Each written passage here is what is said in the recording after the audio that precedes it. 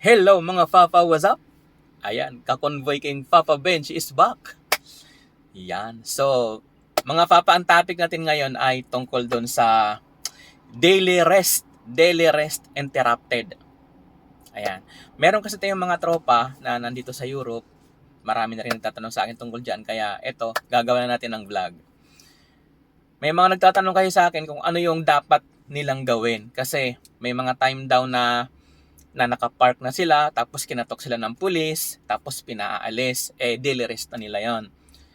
So ano raw ang dapat gawin? Meron namang iba na nakaharang sila doon sa kapwa truckers na aalis na yung naharangan nila, tapos pinaalis sila, pinaabanti lang ng konti para lang makalabas yung naharangan nila. So ang tawag po doon ay interrupted daily rest. Yun po ang tawag doon.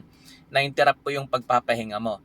Imbis na makapag-rest ka ng 9 hours or 11 hours, napuputol po siya dahil kailangan mong igalaw yung truck mo. So ang tawag po doon ay daily rest interrupted ang tawag doon. So may mga nagtatanong po sa atin yan mga papa, no? Kaya ito, gagawa natin ng vlog. I-explain po natin kung ano ang pinakamagandang gawin. So, sa mga ganyang senaryo mga papa, no? Advice ko lang muna, hanggat maaari, kung tayo ay maghahanap ng parking, pumarada po tayo na hindi tayo nakakaharang sa kapwa natin truckers.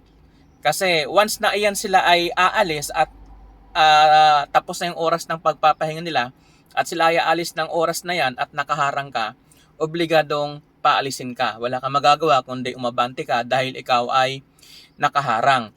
So, di baling pumarada ka na ikaw ang naharangan dahil ikaw naman yung mangiistorbo sa kanila. Di baling ikaw ang naharangan kaysa ikaw yung nakaharang. Kasi kung ikaw ang nakaharang, may interrupt yung rest mo. Ikaw ang magsasuffer po niyan. So, hanggat maaari mga papa, huwag tayong pumarada na tayo ay nakakaabala sa kapwa natin motorista o sa kapwa natin truckers. Di baling pumarada tayo na sumiksik ng sumiksik basta mayroong makakadaan. Di baling pumarada tayo basta wala tayong nahaharangan. Or isa pa, yun pong mga parkingan para sa exclusive na mga mahahabang truck or parkingan sa mga bombero or sa mga for emergency parking, wag na wag po nating paparadahan yan mga papa, no? Kasi may mga tendency talaga na akala mo dito na ako paparada. Safe naman dito, siguro naman walang gagalaw sa akin. Hindi natin alam yan na yun palang time na yon sila pala ay paparada doon sa parking nila. Exclusive lang po yan para sa kanila. Hindi po tayo pwede sa mga yan. Hindi tayo pwede dahil may mga time talaga na paalisin tayo. Swerte na lang kung nandun tayo, hindi tayo paalisin.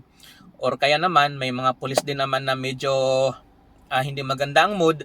Pag nadaanan ka that time na ikaw ay nandun nakaparada, na natutulog ka, asahan mo na yon, pagising mo, meron ka ng ticket dyan sa windshield mo or kaya nakadikit dyan sa pintuan mo. So hanggat maaari, huwag tayong pumarada doon sa mga bawal pumarada ang mga truck talaga doon sa exclusive lang para doon sa ibang mga transport. Huwag tayong pumarada sa mga ganon at huwag tayong humarang sa mga kapwa natin motorista. So yun mga papa, explain natin kung ano ba talaga ang dapat gawin once na na-interrupt yung ating rest. Ayan. For example, pumarada ka ng alas 7 ng gabi. Ayan. For example, pumarada ka ng alas 7 ng gabi at kailangan mo mag-rest ng 11 hours. Or kaya naman 9 hours. Pumarada ka ng alas 7 ng gabi, so dapat kinabukasan ng alas 6 ng umaga, ikaw ay nakaalis na. Ang problema, nung pumarada ka nung alas 7 ng gabi, nakatulog ka na ng maayos, dumating yung alauna ng madaling araw, may kumatok sa'yo. May kumatok sa'yo at pinapaalis ka sa parkingan mo. Or kaya naman, pulis, kinatok ka ng pulis, obligadong paalisin ka, sabihin sa'yo ng pulis, anong gusto mo?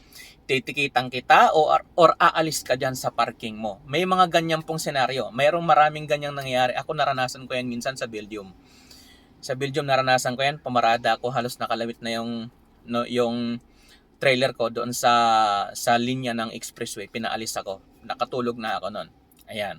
So ito po ang paliwanag diyan. For example, pumarada ka ng alas 7 ng gabi, ang alis mo kinabukasan alas 6 ng umaga. Tapos alauna ng madaling araw, halimbawa may kumatok sa'yo, kinatok ka, obligadong umalis ka kasi nakaharang ka eh. Kailangan mo lumayas dyan.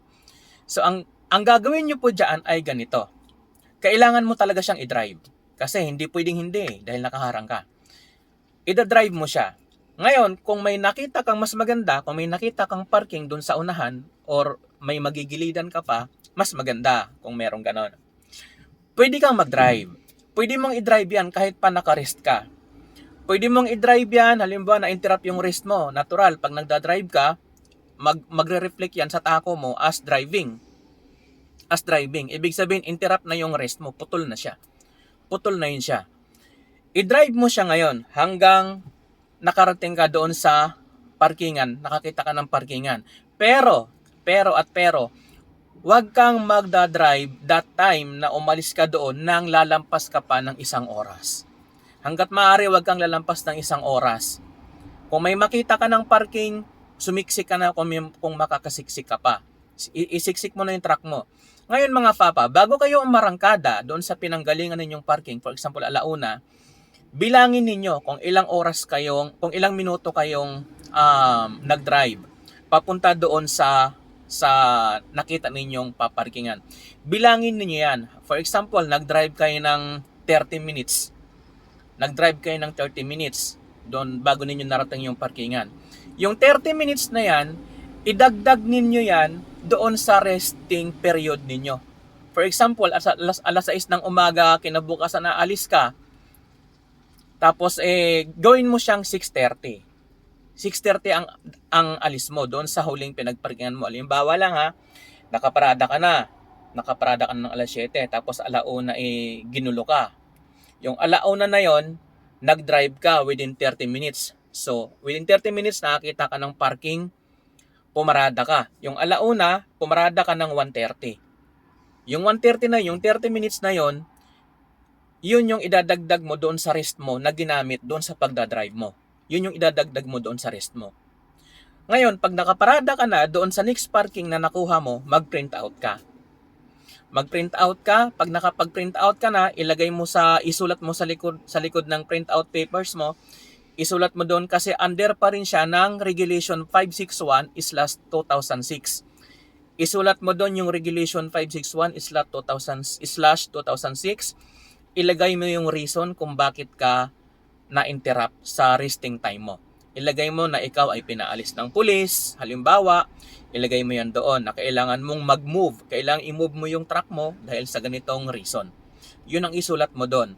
Tapos, pagka nakaparada ka na, i-rest mo ulit yung tako mo. Wala ka nang gagalawin, hindi ka na mag-i-encountry. I-rest mo lang yung tako mo. I-rest mode mo lang. Hindi mo na kailangan mag-encountry pa. Hindi mo na kailangan mag-encounter ulit dahil magdo-double na yung encounter mo.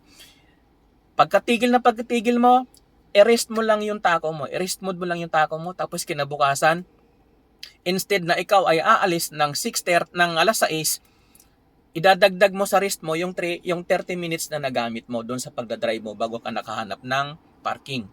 So ang alis mo is 6:30 na ng umaga. Yun po yung gagawin ninyo. So, importante lang, mayroon tayong print-out papers. Halimbawa, makontrol tayo ng police, bakit na-interrupt ka? Anong nangyari dito? Kinulang ka ng daily rest period mo. Anong nangyari?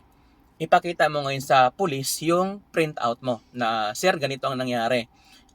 Pinalis ako ng police kasi nakaharang ako sa ganito ganyan, may emergency na paparada, kaya umalis ako. Nag-print out ako dahil alam ko naman kamo yung ginagawa ko. Kaya nag-print out ako. Ito po yung nagamit kong oras. Makikita ng pulis yan. Makikita nila yan kung ano yung tinakbo mo, kailang minuto. Sabihin mo sa kanya, ito po yung nagamit kong minuto bago ako nakahanap ng parking. Sarado na po yon. Hindi na yon pakikialaman ng pulis. Alam ng pulis na ikaw ay marunong ka sa rules kung bakit mo yon ginawa. Yun po ang importante doon mga papa. Meron kang print out na reason kung bakit. Yan ang mahalaga doon. So ngayon, pagdating ng umaga 6:30, siguro gawin mo lampas mo na ng 5 minutes, mga 6:35 ng umaga bago ka mag-begin. Tsaka ka na ulit mag-begin. At tapos hahanapan ka pa rin ng hahanapan ka pa rin ng tako mo ng daily rest, i-ignore mo na yon. I-ignore mo na yung hinahanap ng tako. Dahil ang kailangan mo lang ay makapag-rest ka ulit ng 9 hours or 11 hours. After ng 9 hours or 11 hours ng pagpapahinga mo, kinabukasan, wala na yon. Tanggal na yun siya. Yun po yung explanation doon sa daily rest interrupted natin. So, yun lang mga papa. Sana naintindihan. So, thank you and God bless po. Salamat.